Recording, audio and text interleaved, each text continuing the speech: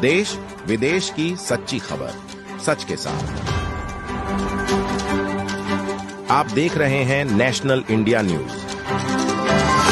वाराणसी के अस्सी स्थित काशी सुमेरु पीठ में आज एक विशेष श्रद्धांजलि सभा आयोजित की गई, जहां शंकराचार्य नरेंद्रानंद सरस्वती के नेतृत्व में सैकड़ों की संख्या में बटुकों ने कश्मीर के पहलगाम में हुए आतंकवादी हमले में मारे गए नागरिकों की आत्मा की शांति के लिए मौन व्रत रखा।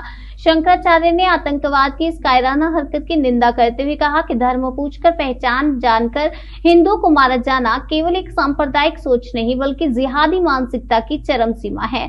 उन्होंने प्रधानमंत्री नरेंद्र मोदी से पाकिस्तान को जड़ से समाप्त करने की मांग करते हुए कहा कि अब समय आ गया है जब भारत निर्णायक कदम उठाए। वहीं वक्फ बोर्ड पर भी शंकराचार्य ने बयान देते हुए कहा कि भारत में वक्फ बोर्ड की कोई आवश्यकता नहीं है। भारत जैसे लोकतांत्रिक देश में यह मुस्लिम तुष्टीकरण की नीति का हिस्सा है, जिसे अब समाप्त किया जाना चाहिए। बनारस के व्यापारियों में भी इस हमले को लेकर भारी आक्रोश देखा गया। समाजसेवी धर्मेंद्र सिंह ने कहा कि केंद्र सरकार को सर्जिकल स्ट्राइक जैसे बड़ा कदम उठाना चाहिए ताकि देश के दुश्मनों को कड़ा जवाब मिल सके। महाराज जी हर बार की तरह फिर एक बार पाकिस्तान की बहुत ही गंदी रणनीति में कल भारत में पहलगाम आतंकी घटना का जिला। क्या कहेंगे महाराज जी इस घटना को? घटना है ललाटे काश्मीरम, भारत का ललाट मस्तक के रूप में काश्मीर था। पहलगाम भगवान शिव और आदि शक्ति भगवती की एक तरह से उपदेश स्थली, अमृत कथा की स्थली है। यहाँ भगवान शिव ने पहलगाम में अपना नंदी को छोड़ा था। वहाँ पाठकों पर हमला करना एक तरह से वहाँ के पाठक पर हमला है, व्यवसाय पर हमला है और कश्मीर फिर आतंकवाद के लौटने का संकेत है। जल सेना, थल सेना, वायु सेना को छूट मिलना चाहिए और जो उनके मुखबिर हैं या उनको सीमा से पार करने वाले हैं उन सब पर भी वही कार्रवाई होना चाहिए।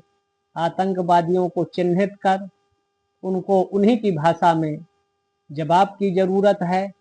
भारत सरकार को इस पर, गृह मंत्रालय को सक्रिय होना चाहिए और पड़ोसियों के यहाँ जहाँ आतंकवादी हमले केंद्र संचालित हो रहे हैं उनकी सटीक जानकारी करके उन आतंकी सेंटरों पर आक्रमण करने की जरूरत है, जिससे कश्मीर का अमन, चैन, शांति, सद्भाव बना रहे।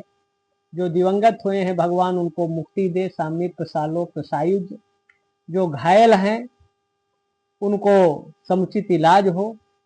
हर परिवार जो मृत्यु को प्राप्त हुए हैं 5 करोड़ रुपये उनको मुआवजा मिलना चाहिए। एक परिवार को उनके नौकरी मिलना चाहिए। और अब ये देश को ना वहाँ जाति धर्म ही पूछा गया है, ना पार्टी पूछा गया, ना जाति पूछा गया। कपड़े तक उतरवाए और उनके अंगों को चिन्हित किया कि ये धर्म विशेष का है कि नहीं, और उनकी हत्या हुई है। ये सीधे जघन्य कृत्य है। जितना जल्दी हो सके इसका प्रतिशोध उन्हीं की भाषा में लेना चाहिए, जिससे कश्मीर का मन चैन बना रहे।